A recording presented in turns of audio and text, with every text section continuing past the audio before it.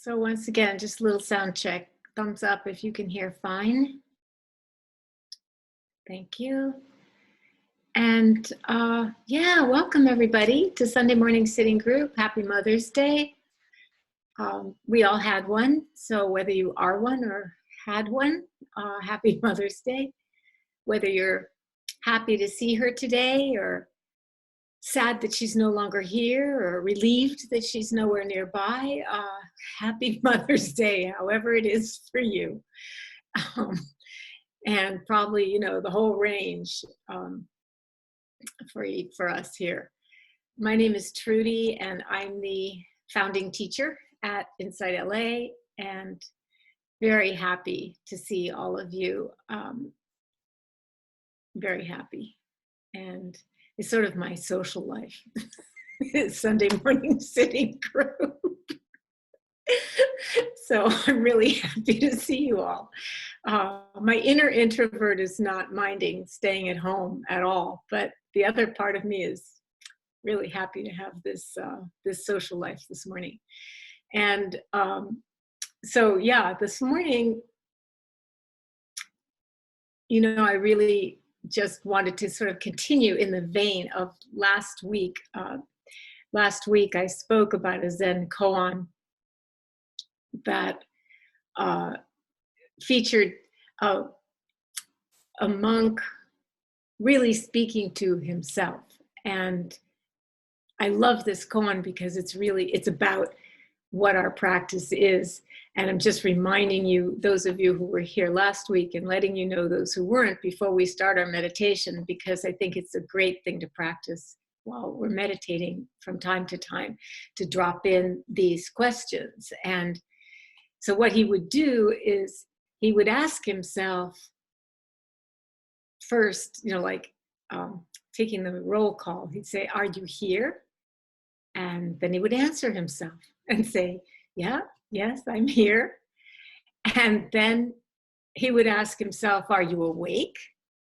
And he would check, and then he would answer himself, "Yeah, I'm awake." And of course, it doesn't just mean, are you not sleeping? It also means, are you fully present? Are you awake to all your senses? Are you really here? And then he would just give himself a little teaching. And it was like a memo, a reminder. And he would say, "Do not be deceived by others." And so while we're sitting this morning, the way that you can understand this, it's not, you know, something you need to think about or try to analyze, but the way that you can understand this is, let's see everything that appears in our consciousness as just that, an appearance in our consciousness, the truth of the moment, which is always changing.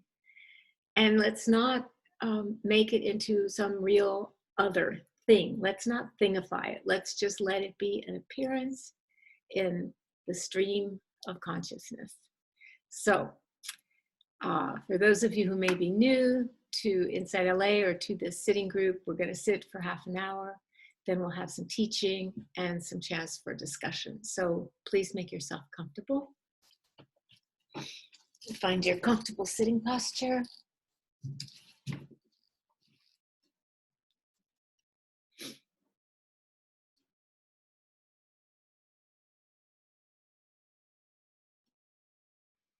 And I do a little bit of guided meditation when we're all together in person, just a little bit at the beginning, and then we sit in silence. Since Zoom, by its nature, I think it's a little more distractible. We get a little more distractible when we're at the screen, some of us. So I'll just drop in a few wake ups, a few check-ins, like the Zen monk throughout the sitting, but mostly we sit in the beautiful quiet.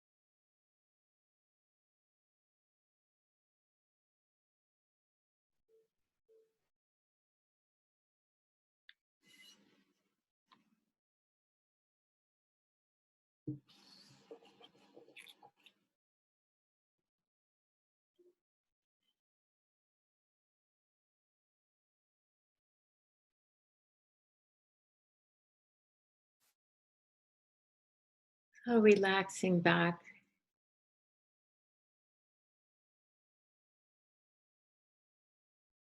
so that you're sitting up straight but very comfortably.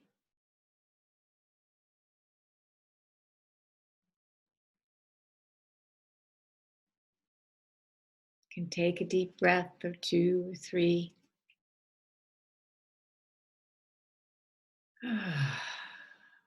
It's relaxing on the exhalation. Relaxation is so important in our sitting, in our meditation, sitting, standing, lying down, walking around.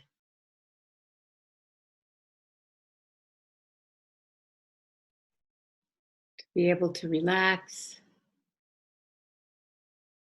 opening to this moment of life, just what's here.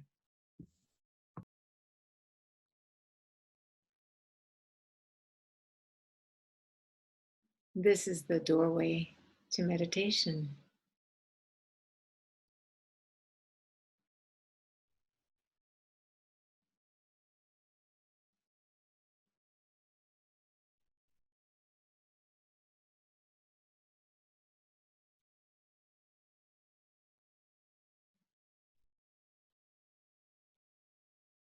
And just take a moment to ask yourself, am I here?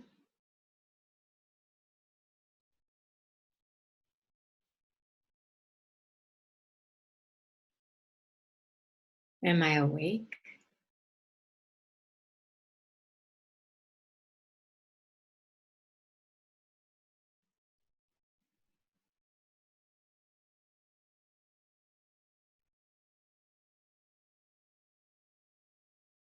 And relaxing into the flow of experience that is not other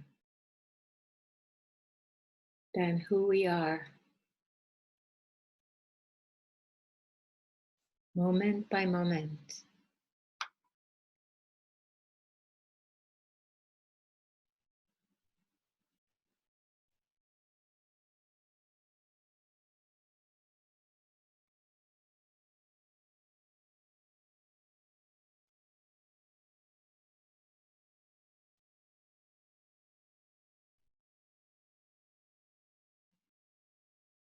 Fully present, like a serene and imperturbable Buddha,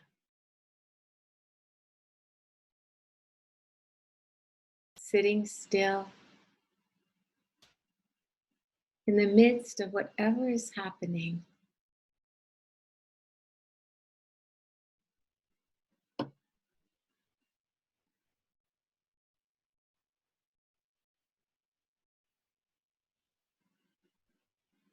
Maybe restless Buddha, peaceful Buddha, a moment of loving Buddha,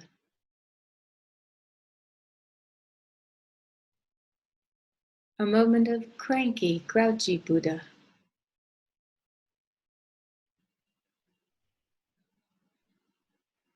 sleepy Buddha,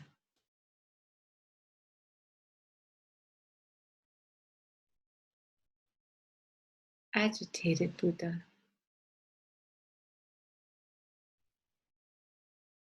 calming down Buddha,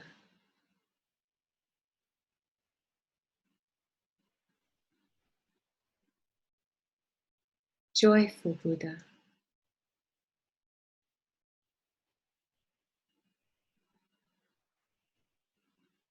grateful Buddha.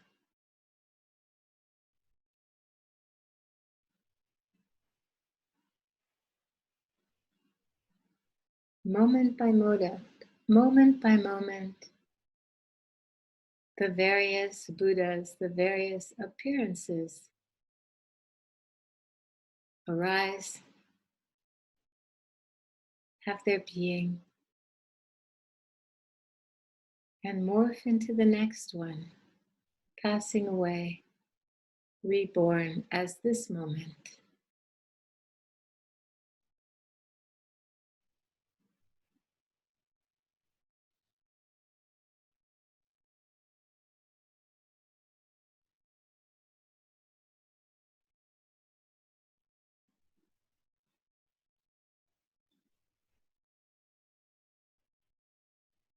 the truth of this moment.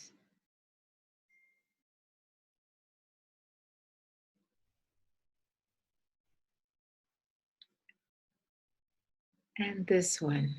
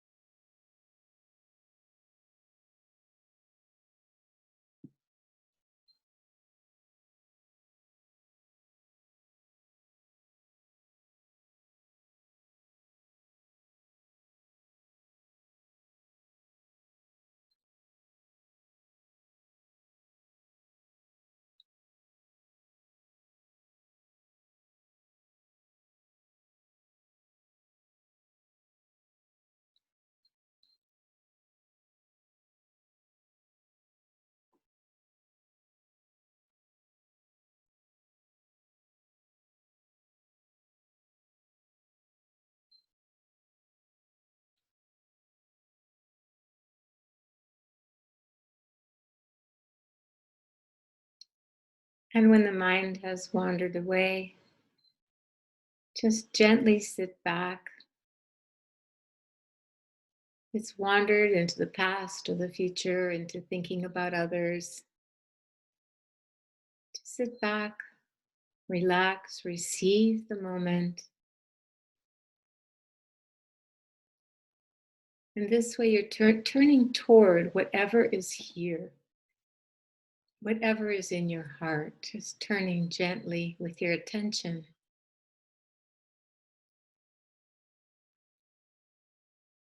Whether it's happiness or unhappiness.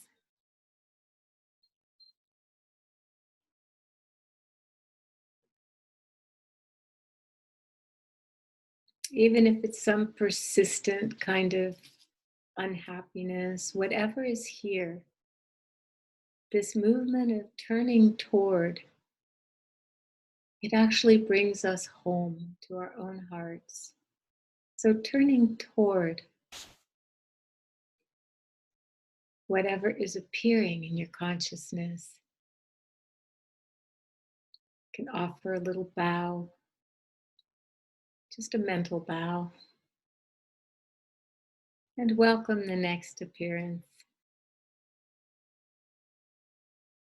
in the awareness that holds it all. The loving awareness.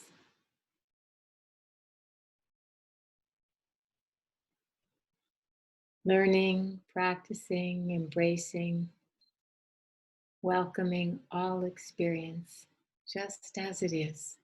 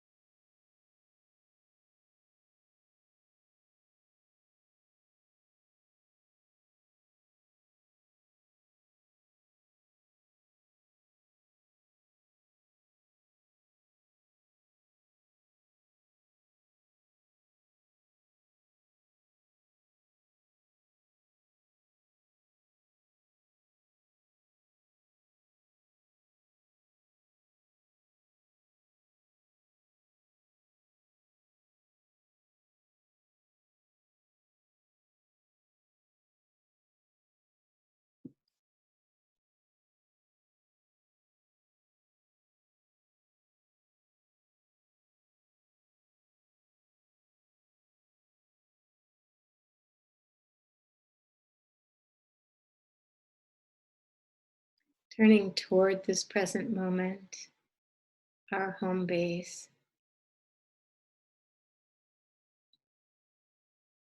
Turning toward what is appearing in the mind, the body,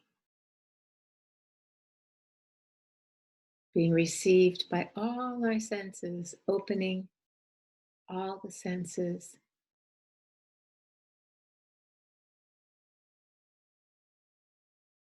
to enjoy what's here, to enjoy the aliveness of this moment.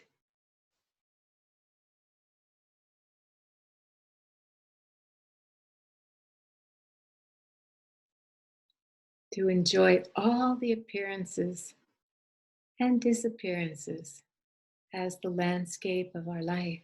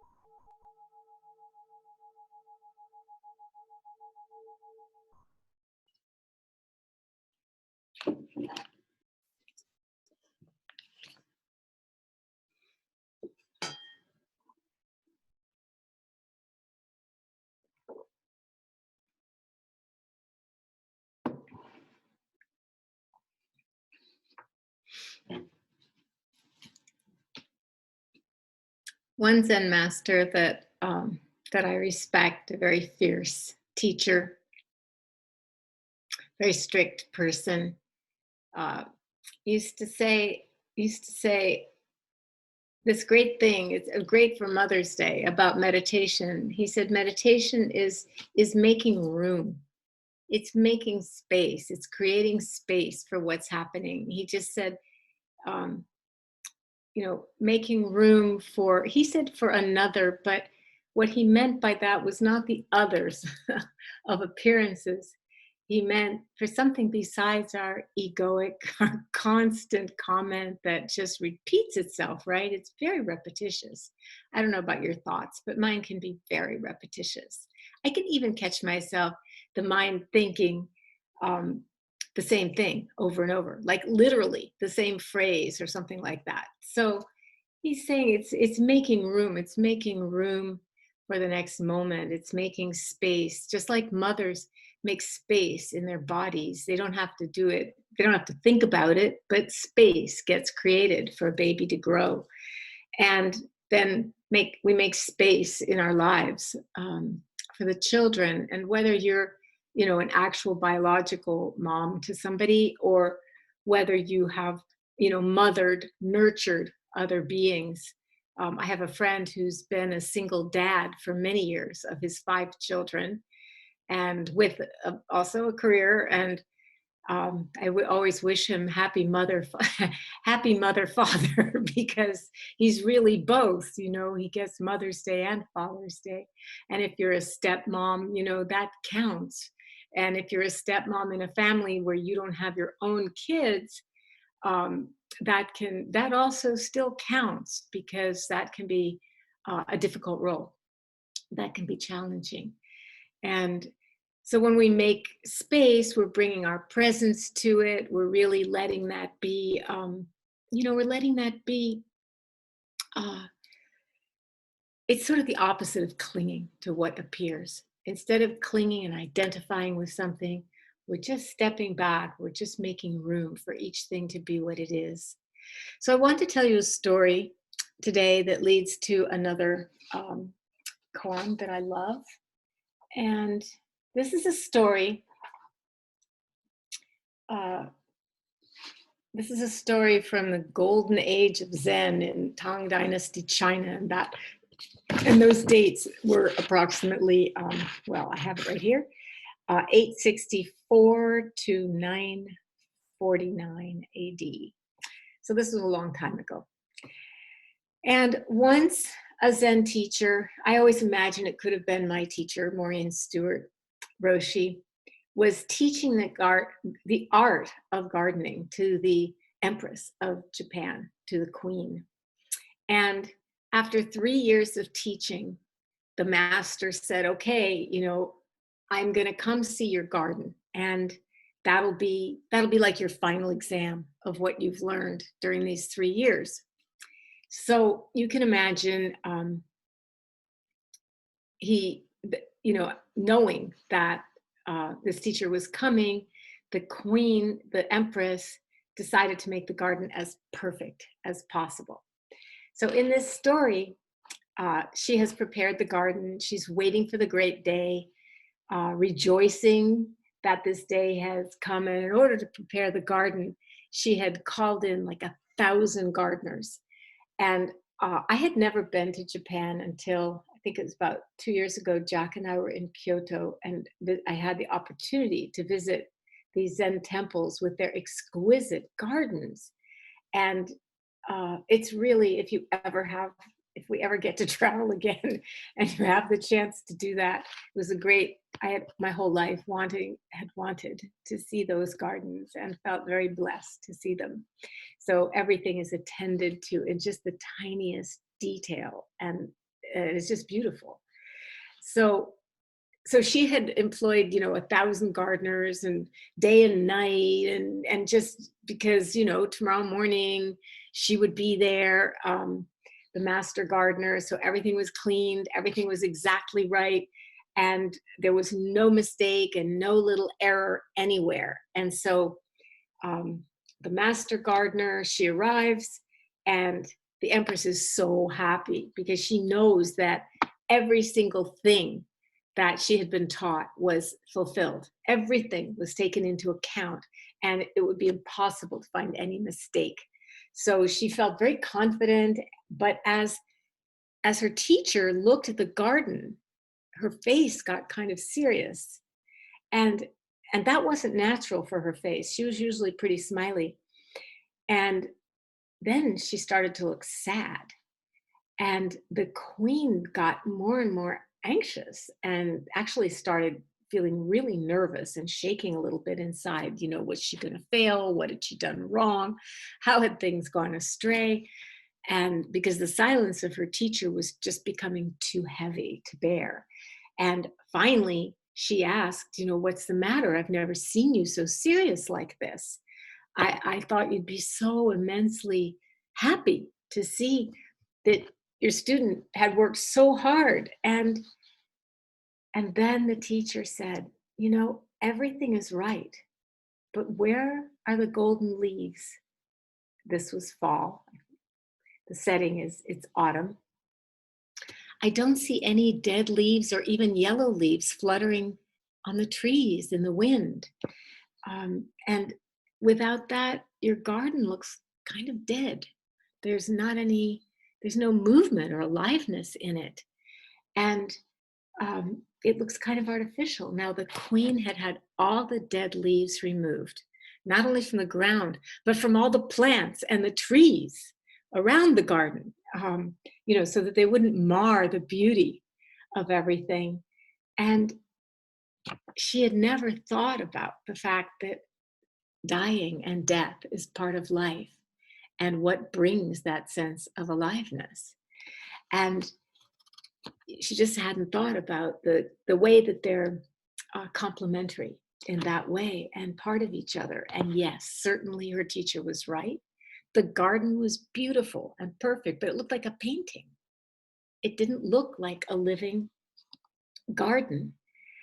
And so the teacher told her, you know, the golden wind is missing, and the teacher took a bucket and went out of the garden to the place where all the dead leaves had been, you know, raked up and piled up, and picked and, you know, filled the bucket with the leaves and just threw the leaves all over the path. And suddenly the winds came up and started blowing the leaves here and there and all over the garden. And suddenly there was the noise, you know, that little scrabbling noise of dead leaves. And suddenly there was a feeling of the garden dancing and moving. And this, for her teacher, was a kind of expression of a great, great Zen koan. Well, I don't know how great it is. It's my favorite. So I consider it a great Zen koan. And it's about the golden wind. And I'm going to tell it to you and say a few things about it and then open up for our conversation.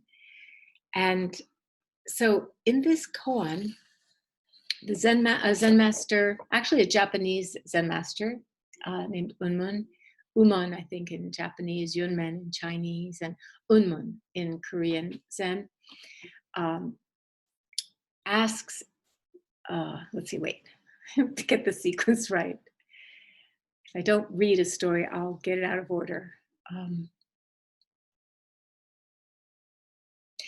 So a monk comes and asks the teacher, Unmun, how is it when all the leaves have fallen and the branches are bare?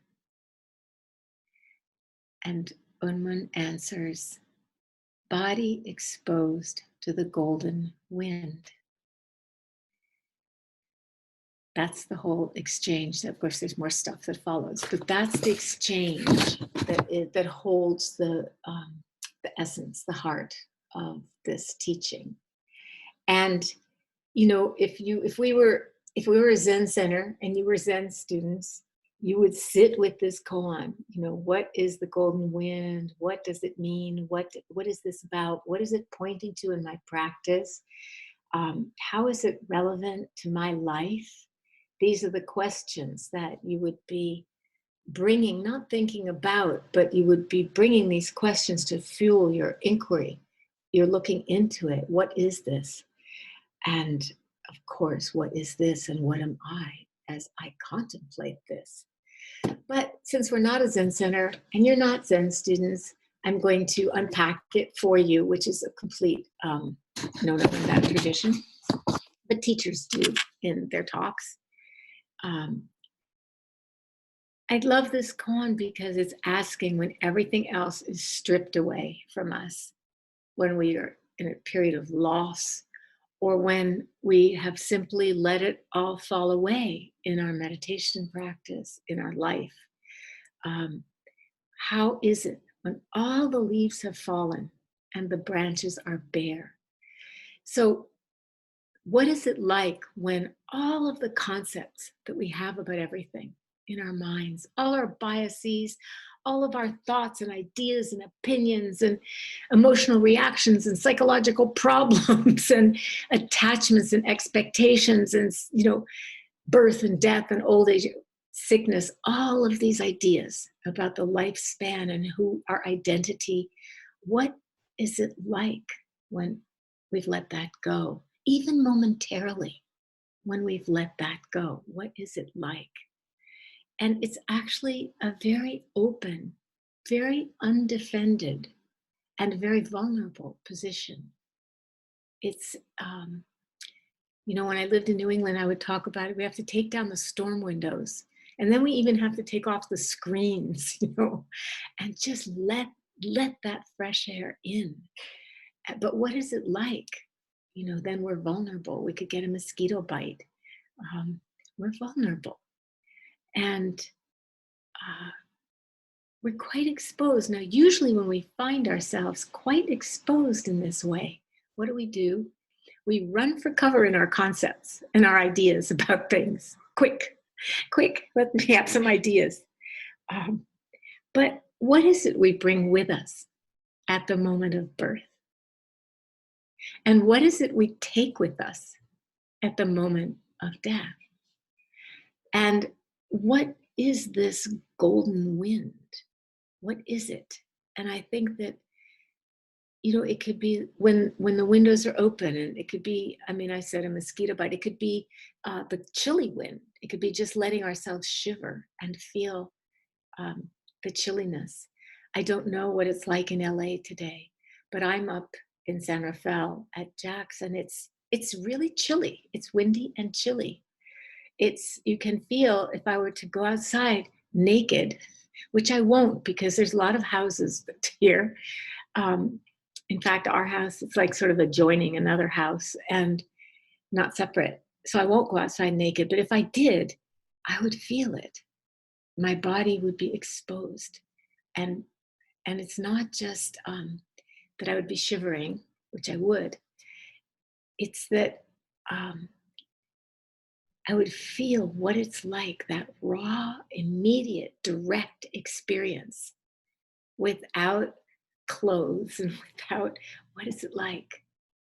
Years ago, I was at a Zen retreat, a sesshin, with the fierce, strict Zen master that I talked about at the beginning of this talk. And that teacher, we were not allowed to wear sweaters and jackets on top of our Zen robes. Everybody wore robes, so you wouldn't have your individual clothes. Everybody would just be the same in the meditation hall. And we were eating breakfast, and it was really cold. This was in Ithaca, New York, and it was springtime, but it was still really cold. And I didn't have enough. You're allowed to put a sweater underneath. For some reason, I didn't have enough underneath the robe, and I was so cold and so miserable. And, it was not the golden wind. It was just suffering and misery and wishing that breakfast would be over, because you can't just get up and leave. Everything is choreographed. That's how you practice mindfulness in that tradition. You do everything together in unison and in a specific way that you learn. It's very choreographed. And because there was nowhere to go, and because I was in retreat and practicing, what could I do but turn toward that misery? what was there to do but turn toward the experience and be fully present with it and do what I talk about all the time, but to actually do it and embody it. Now, this was a long time ago. And you know what happened? That wind did become golden. I swear it became pleasurable. It transformed. And so I don't recommend going out and getting freezing cold and being in a ball of misery.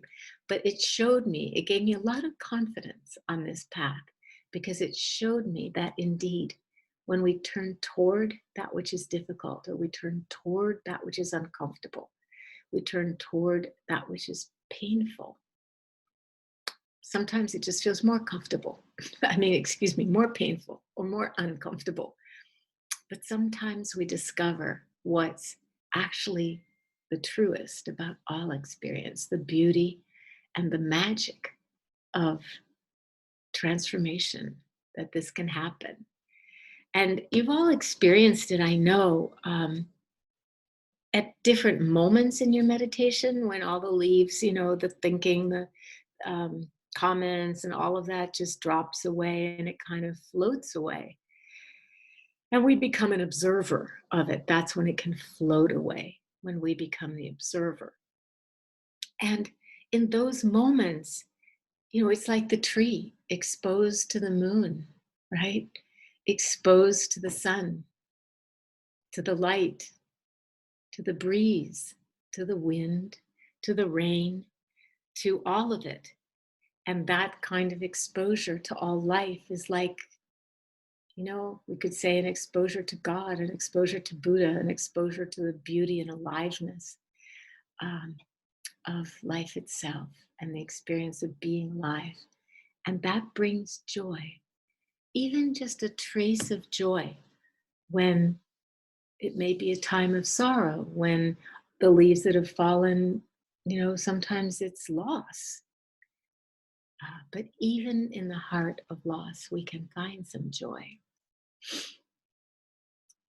when we are willing to let all the leaves fall, and the branches just be bare, so that we're vulnerable, we're open, we let ourselves be undefended and exposed to this golden wind of life. So this is what I wanted to share with you this morning.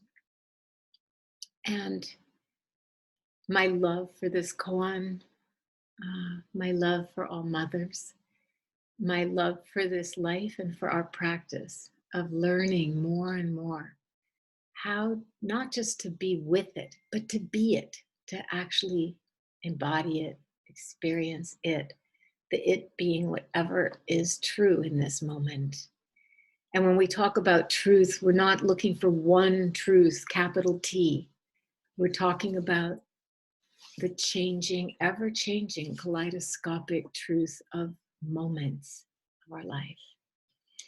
So this is your chance to have some conversation, to ask some questions, to raise your hand, which you can do at the bottom if you click on chat and then scroll down to the bottom of the chat thread. You'll see a raise hand function, or you can just raise your hand and a Kemi will, I see Michael has his hand up, and a Kemi will call on you and unmute you so that we can have a bit of conversation. Yeah, and as we move into conversation, I'd like to invite practice into the space, which is called Step Up, Step Back. So I know, I'm the kind of person who loves to just jump right into conversation and be quick to participate. But just getting curious, what would it be like if you are a person who's always the first to speak? What would it be like to step back, open up the space? And if you're the kind of person who's a little more reserved, what would it be like to lean in to the conversation? So inviting you to explore that practice. And if you're a little shy, no worries, you can always type in a question or a comment in the chat box and I can read it out. That's beautiful. Thank you, Akemi. Yeah, of course. So will you unmute Yes. Michael? Go ahead, Michael. Oh, wow. This is an honor. Thank you. um, yeah, I always, back to what you were saying, Akemi, about, choosing whether to ask a question. I always have questions, but today in particular, I felt like I am wrestling with something that I was wanting to air. Um, Mother's Day is a little complicated for me. And I think one of the things that come up, and that came up in the meditation for me was, this feeling of betrayal that I've been wrestling with for a long time. And I got in touch with just how core it felt today. It felt very much like it was nothing I could peel away. It just felt like it just sat in me, that this energy has been there for a long time, and there was a vulnerability attached to it. And I'm wondering how to work with that. It's so incredibly uh, I don't know how to describe it other than core. Yeah. Um, And the word I was going to use is foundational. It just feels like it's part of the foundations of your identity in some way, that this happened to you and you're beginning to, the more you, I think, allow it to be conscious and felt in you, Michael, the more vulnerable you do feel. And the beauty of this practice is that today you are not that child or that young person. I don't know when, this all originated. It's usually earlier in childhood. Um, but today you're a grown up. And so you are able to hold the little boy who feels that way in your arms, your mind arms, I mean, um, and to feel it fully. Because when we start to do practices that would take us away from that which is painful or uncomfortable, usually that which is painful or uncomfortable just sits there waiting for us. Do we stop doing that practice? And then it's right there, still there, right? And so there's nothing wrong with doing that. It's just that it's usually wiser and more effective to do the thing that hurts a little more. It reminds me of when I would go to the gym, and I used to have this really wonderful trainer who helped me, after I broke my elbow, after I broke my back. She's always helped me come back. And um, she, it was very hard to work with her because the body automatically looks for the easy way to do anything, any exercise or right? And she would always say, now, tuck in this and use that. And then it would be so much harder, but that would be the proper form. So with meditation, the form, the way that you work with this is harder, but it actually is what we call the suffering that leads to the end of suffering. So yes, it's the suffering of actually feeling, what is it like to be betrayed? What does it feel like in the body? What kinds of stories does it generate in the mind about my own worthiness or unworthiness, or what I deserve in life? And what kind of emotions does it bring up? The anger, the sorrow, the disappointment, the grief, just really exploring it. The landscape of betrayal, which is just a concept, but it does manifest in certain ways in our bodies, in our hearts, in emotions, in our minds. And usually when you do this, what you begin to see is the actuality of the person that betrayed you. I've had huge betrayal in my life. So I completely feel like I know what I'm talking about from the inside. I'm not just lecturing you from some meditation teacher idea. But really what you start to discover is that other person's humanity and limitation. And it gets back to, was that the best you could do? But usually it was. That's the terrible part. It usually was. So, but that's not for now. For now, for you, the golden wind is the ability to turn toward that experience, to feel it fully, and to let yourself, shiver in the coldness of it, or whatever, however it feels.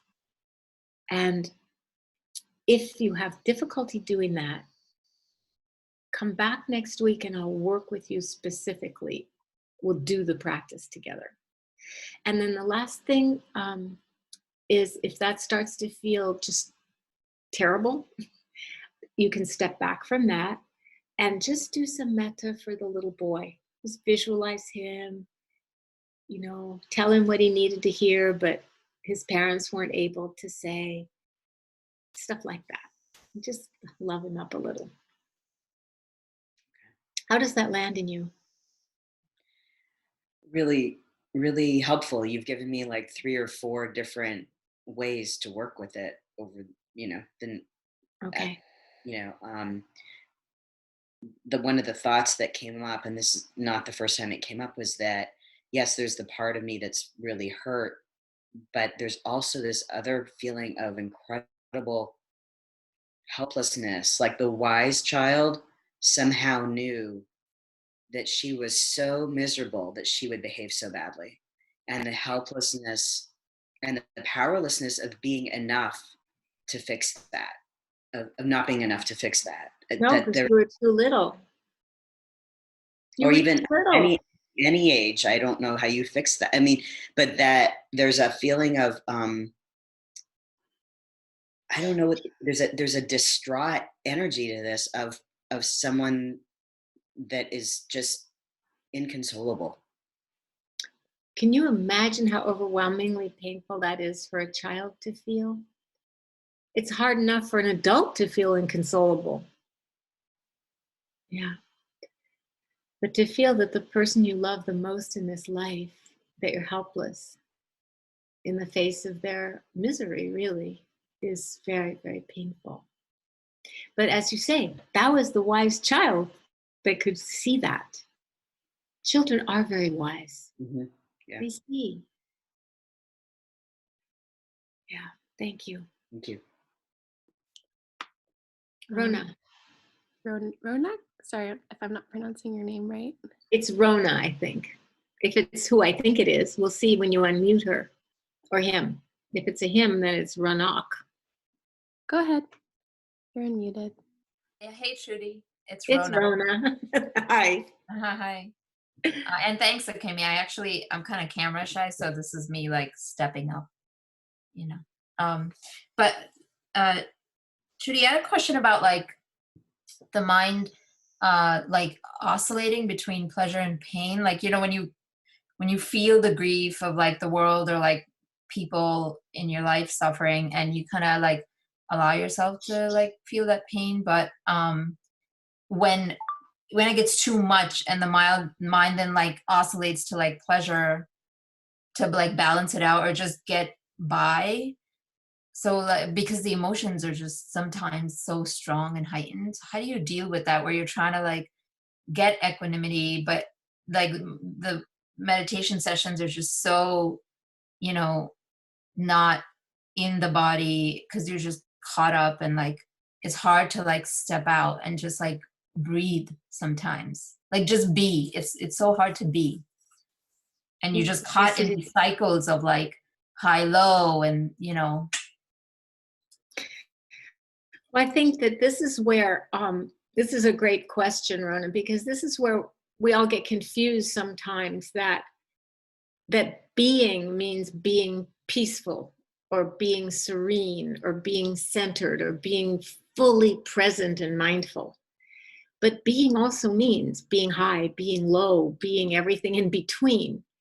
And so when you're being upset or you're being sad for somebody's sadness and suffering, or whether it's somebody sick from COVID or whatever it may be, and when you're being with that, you are being.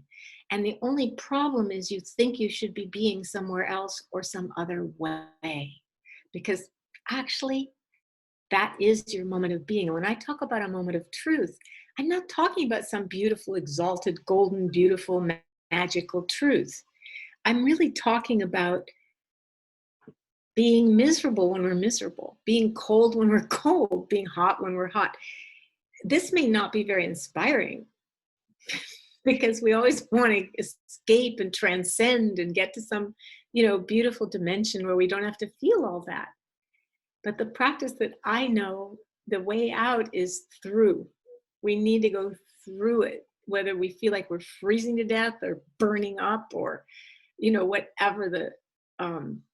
whatever the feeling may be. So does that make sense?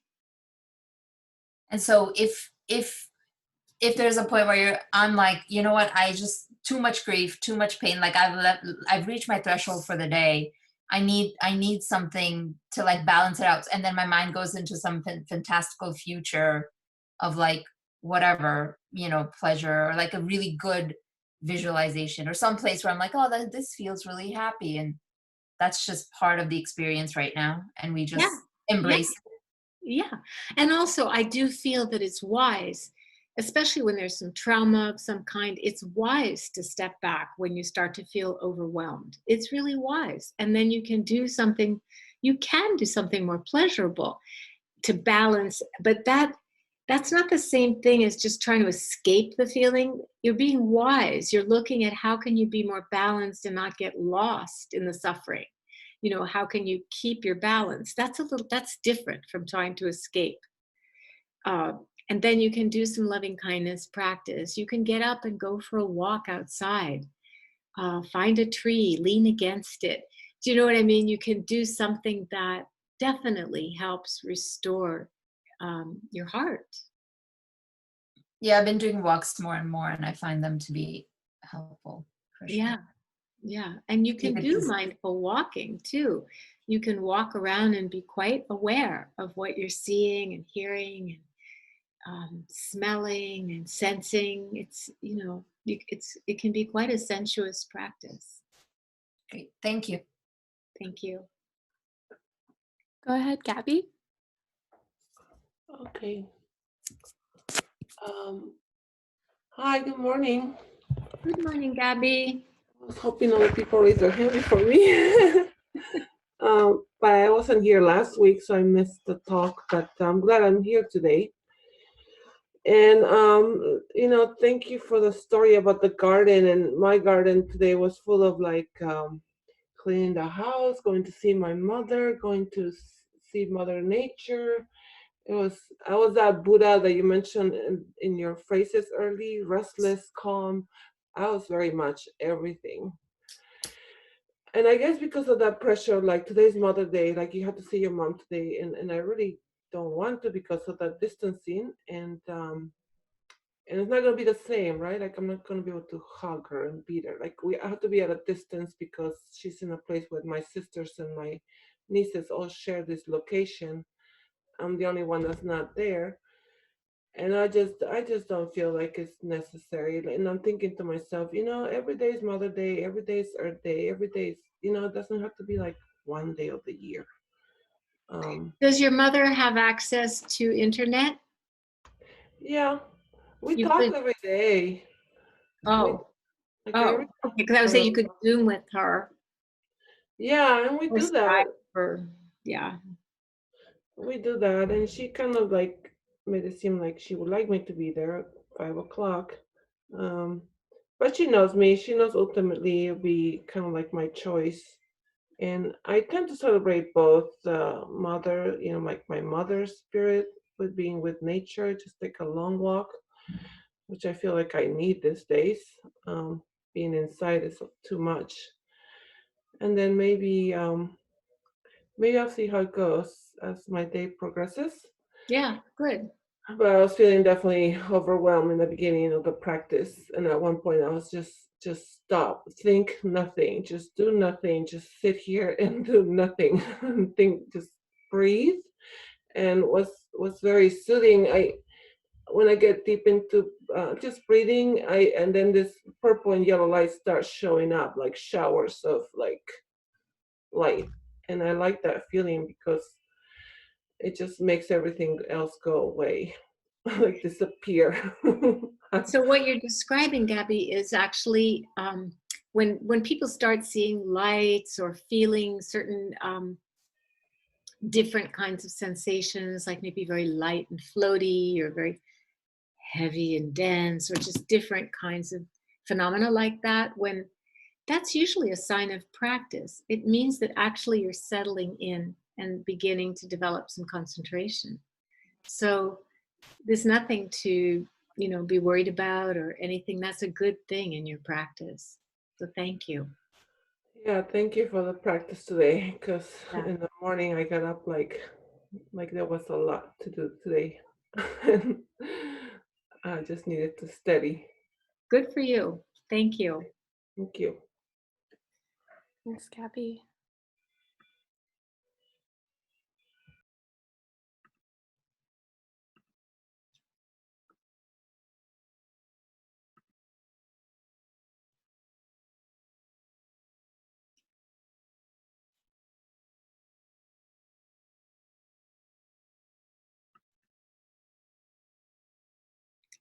Seems like everyone's stepping back, Akemi.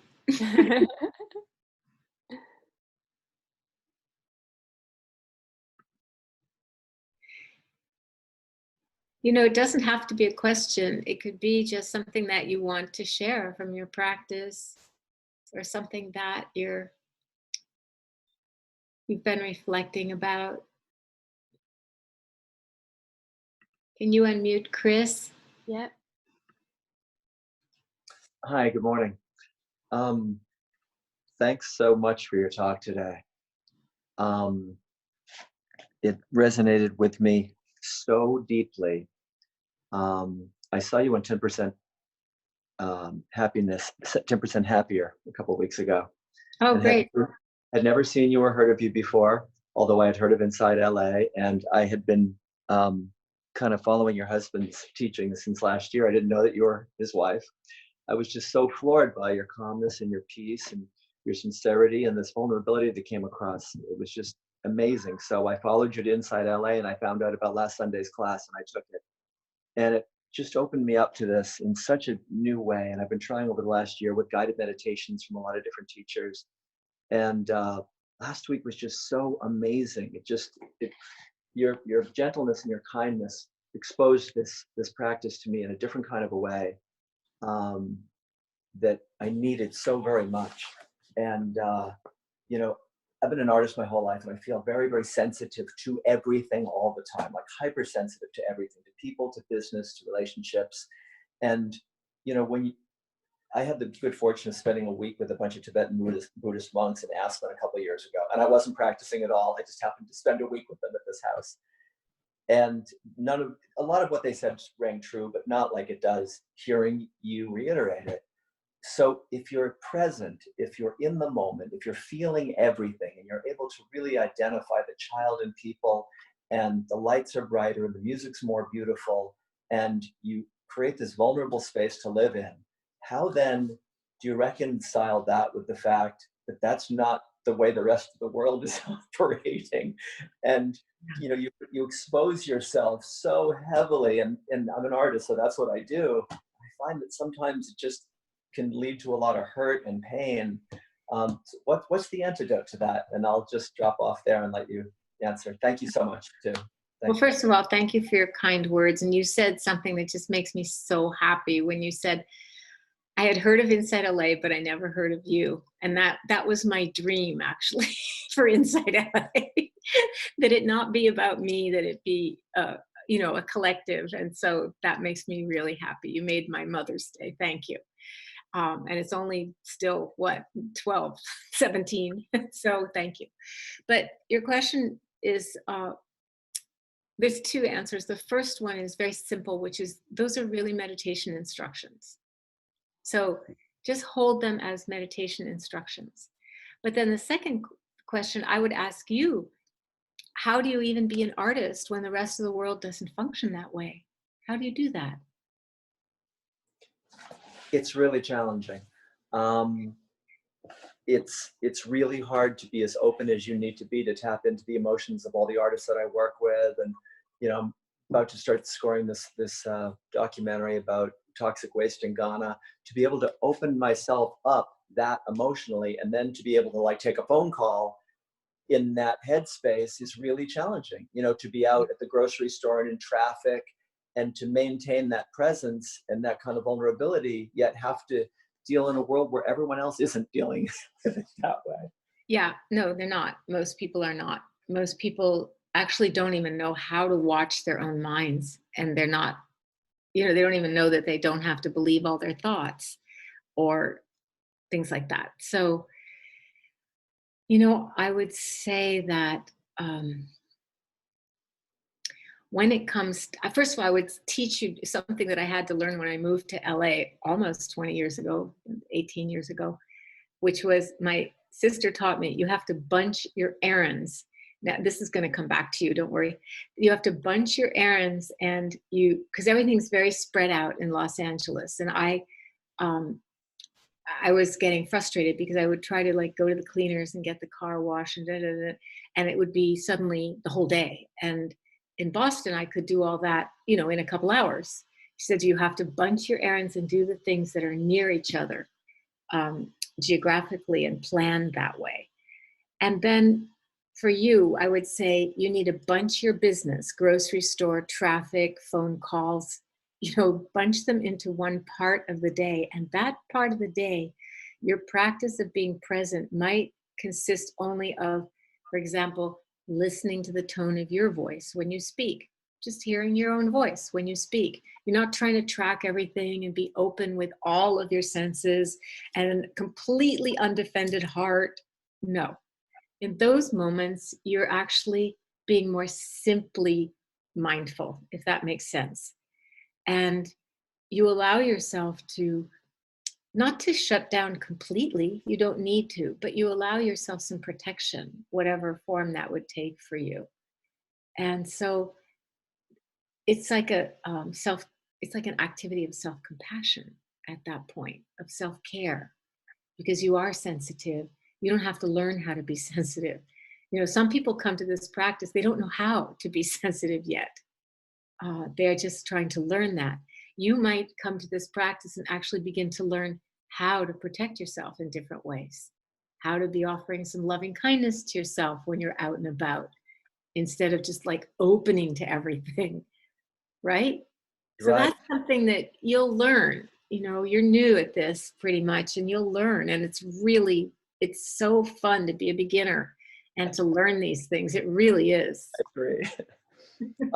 Undefended heart is such a beautiful thing to say, and it brings consciousness to this. And you know, how do you, you know, allow yourself to some protection for my undefended heart, basically? You know, that's an interesting concept, and how to apply that, and how do you maintain your innocence and your purity and your vulnerability and your in this love state, and then still defend yourself and protect yourself. You know, and I hate to hog up the time here. No, these are great questions, because what you're talking about, these are issues.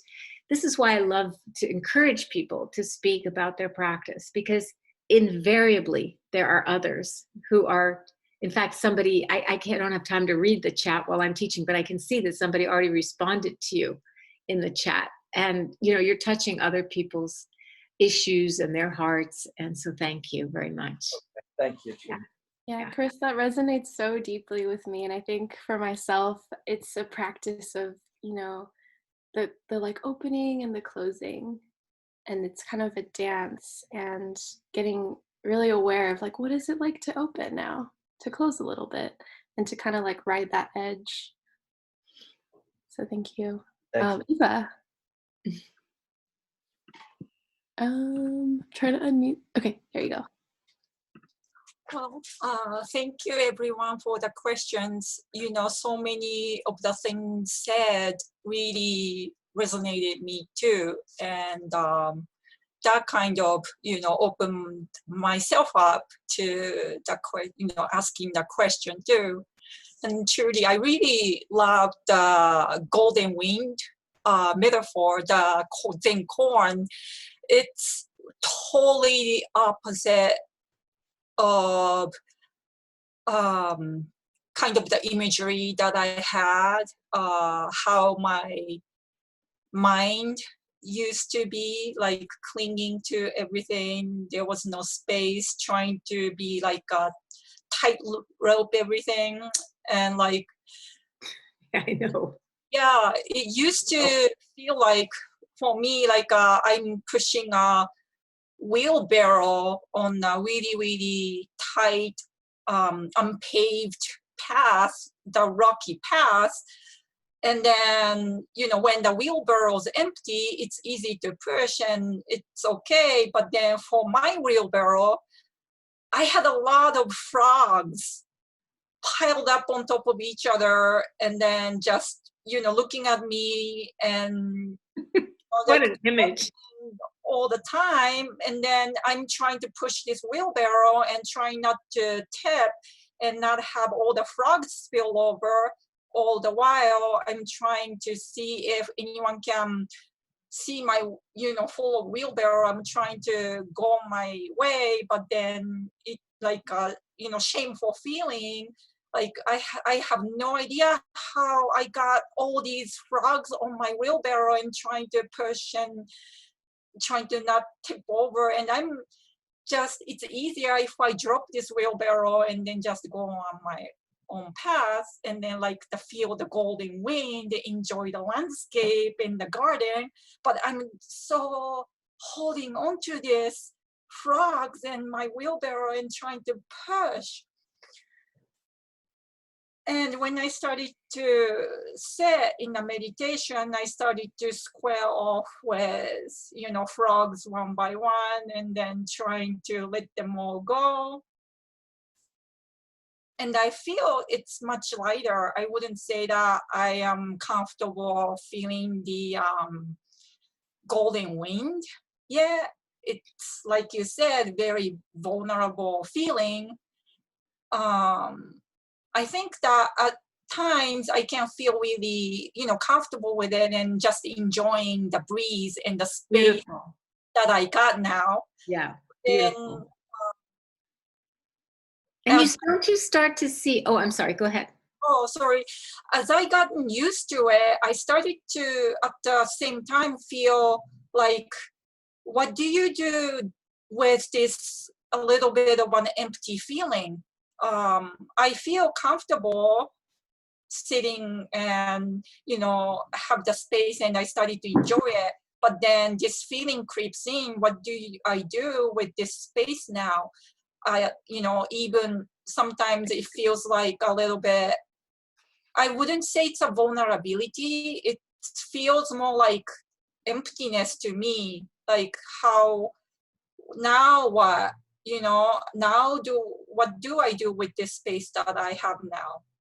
So this is a little bit like the frogs. You don't have to do anything with the space that you have now. That space will become filled with a sense of being united with all life. That space will become filled with that sense of oneness or no separation, or it's and then you start to feel love in that space too. But the reason I said it's kind of like the frogs is frogs know how to jump. They know how to jump out of the wheelbarrow, and they know how to hop away. The frogs don't need you, Eva. They actually don't need you. And the space doesn't need you to do anything. Right. Because the space is you. It is your deepest nature. You are uncovering, by letting the frogs hop away and being willing to feel vulnerable in the empty space. By doing that, you are actually uncovering what is the truth of who you are. So that's a beautiful description of practice. Thank you. Thank you. Yeah, thank you. I know Kenny had his hand up, and then we have to wait for the others till next week. But we could just unmute Kenny. Hi. Go ahead, Kenny. Yeah, Zumi's sitting next to me, but she keeps disappearing in that. Kenny, I have to ask you a personal question. Is that a Zoom backdrop or is it real? That's a Zoom backdrop. That's, Oh, okay. that's the picture on our window here. Oh, okay. Because I knew you had a house somewhere in the mountains, and I thought, oh, maybe they're sitting outside. That's a picture of it, but okay. Zumi's here. We've been here 8 weeks out of LA, and with me hardly, in a sense, leaving our little town of 2,500 people. Zumi's got super fears because I'm 68 years old, whatever. But I, you know, right now with everything, and I relate a lot with Michael, you know, with vulnerability and trails, all kinds of stuff. And I feel like one of the leaves blowing in the wind right now, you know, is what I feel like. And so it's been tough, you know, do some men's work stuff, and there's been so many emails. I don't even want to be in a group or something anymore. So, but this whole, you know, undefended heart thing is really, really something to look at, because I got to face this stuff. And it's like, it goes back to those wounds, you know, those childhood wounds. And yesterday, I lost a friend, and you met her, that woman that came, that was a vet, Melissa, passed away yesterday at 43. Oh, I'm so sorry. So, yeah, she was dealing with respiratory issues. It was really tragic because it could have been prevented in one sense if caught sooner. But no, and you're talking about the wind, and the wind's blowing here. It's just, we just walk, the forest is just blowing, but I just feel like this leaf right now. And I'm trying to, you know, Azumi with her practice, trying to get me to just do nothing. And of course I don't do nothing. I do something, whatever that I grab onto. So I don't know what I could say. It's just, that's where I'm at, you know? Well, you know, if you could really be the leaf and just let yourself blow around and see where you blow and Yes. enjoy the landscape. You know, I'm probably saying exactly what excuse me, what Izumi said to you. So forgive me for that. Well, I guess I won't buy a leaf blower then. No, but.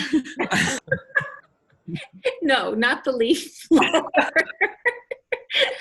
Just nature. But seriously, I think that the trick is when we start blowing around to where we don't think we should be, that's when the mind does start to take refuge in all these concepts and the past memories and the things that, you know, that define an identity that Right. is painful, actually.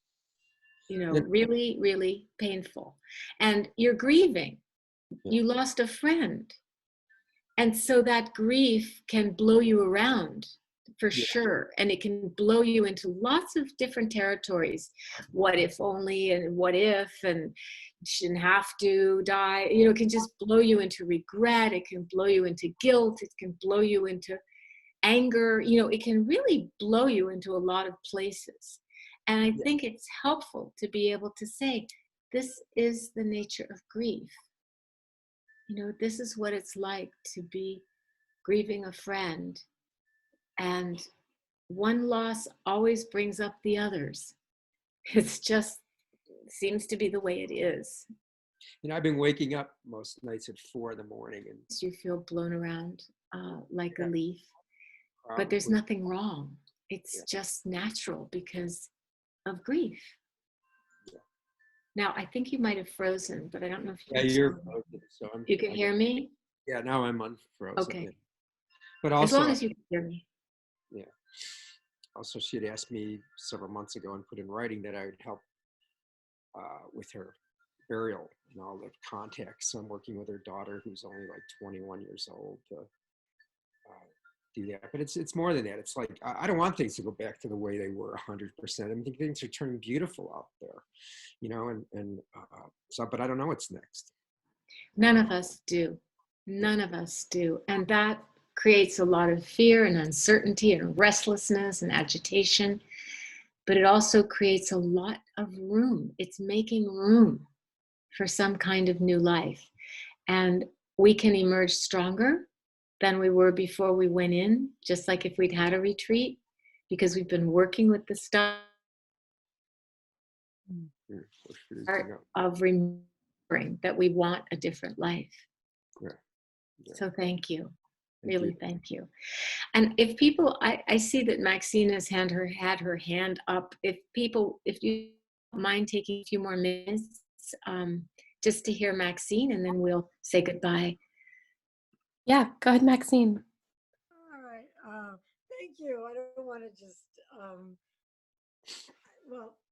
just thank you for everything that you said. Love the koan.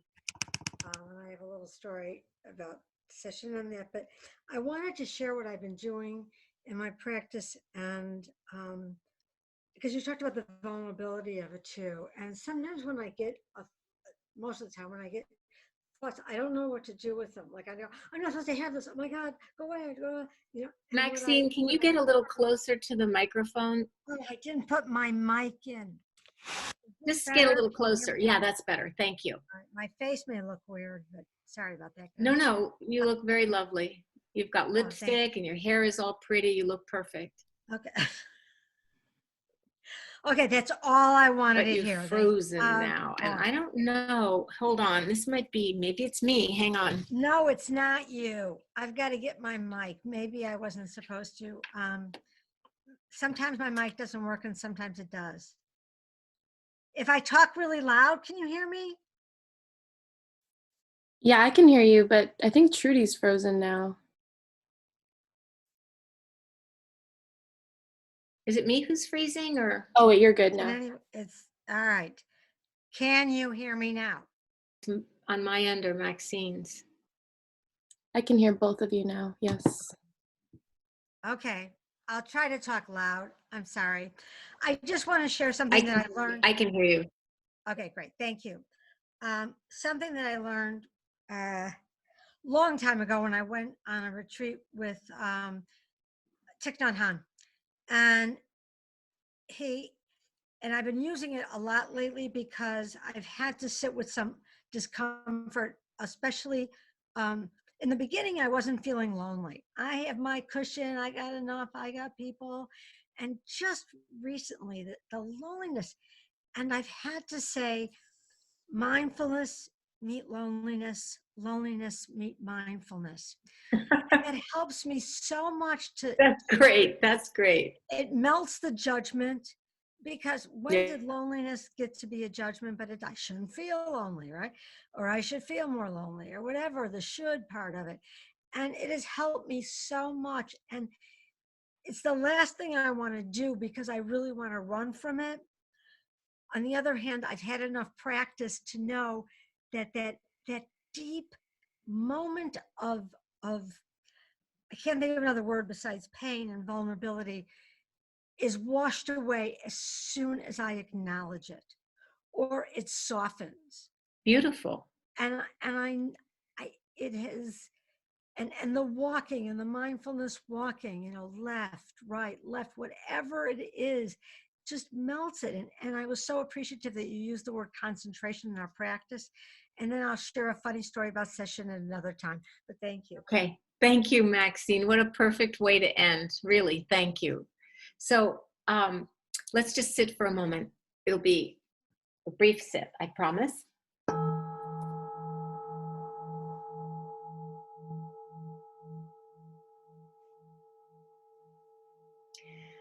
We always take a moment at the end of our time together to just gather together all of the goodness of our practice and offer it to all beings everywhere without exception.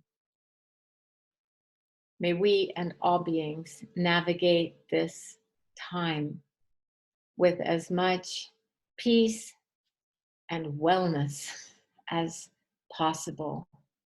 May we and all beings be safe and healthy and well.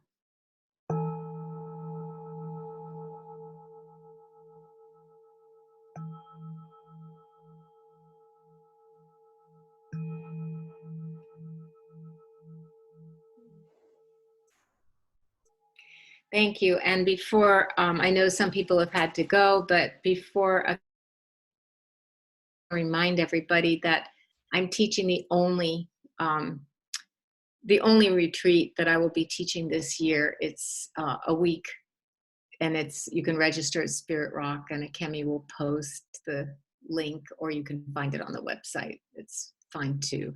And the other thing is that Jack and I together are teaching a free 5-hour retreat on Friday with people from China and people from the US as an expression of global solidarity, and you're all welcome to join that too. And then Akemi, you have a couple. Yes. So we are super excited to start InsightLA's community fund for the first time to help people going through financial hardship in times of crisis. A generous donor has seeded our fund with $6,000, so we're giving out $200 gifts to 30 individuals, prioritizing people at the intersection of, multiple oppressions, societal oppressions. And if you know anyone who could benefit from this fund, I'm posting the link to apply in the chat box. We already have 55 people who've applied so far. So the beautiful thing about generosity is that it's infinite. And I think there's so much abundance in our community. So if you would like to contribute to this fund so that we can support more people, you can also find the link to donate right there in the chat. And we have a bridge course in mindful self-compassion coming up. It's going to be 6 Wednesdays from 5 to 6 p.m. starting this Wednesday. And I'm putting the link there as well. Oh my gosh, thank you so much. Wow, thank you, Nicole. Wow. That is so generous. Yeah, thank you. I wish he could be here to give it to you himself. I wish so too. He was a wonderful man and practiced with InsightLA for all the years that I was teaching. He came from the beginning, and he passed away tragically too early a couple years ago. So thank you for the work you do. Yeah, thank you for your generosity. Yeah, Nicole, you can thank you so much. You can follow the link that I put in the chat box, and there's instructions for how to donate. So I really appreciate that. Yeah, that's going to help a bunch of people. Yeah. Okay, I think that's all for now.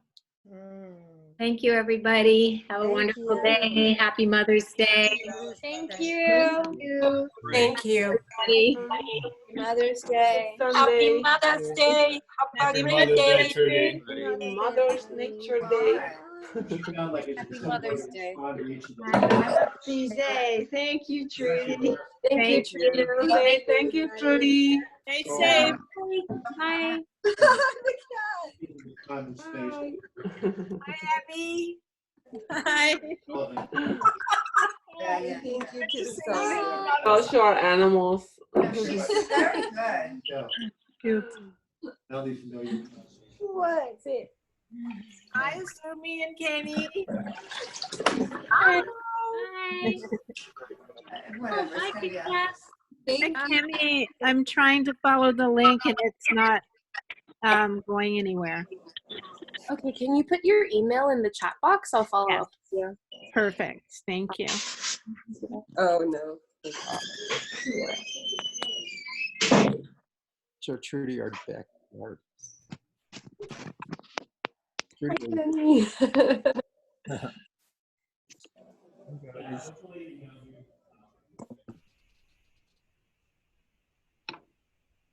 Cute. That was so fun. Yeah, now we can leave. Yeah, we can leave. There we go. Moderator Kimmy. Oh, here. Okay, perfect. There we go. So send me that email and I'm happy to do that. Thanks for doing that. Amazing. Thank you so much. This Sure. is really significant. It's going to help so many people. Yeah, it's a hard time for a lot of people. Thank you. And I'll go look for that and make it happen. Thank you, Akimi and Trudy. Bye. Bye.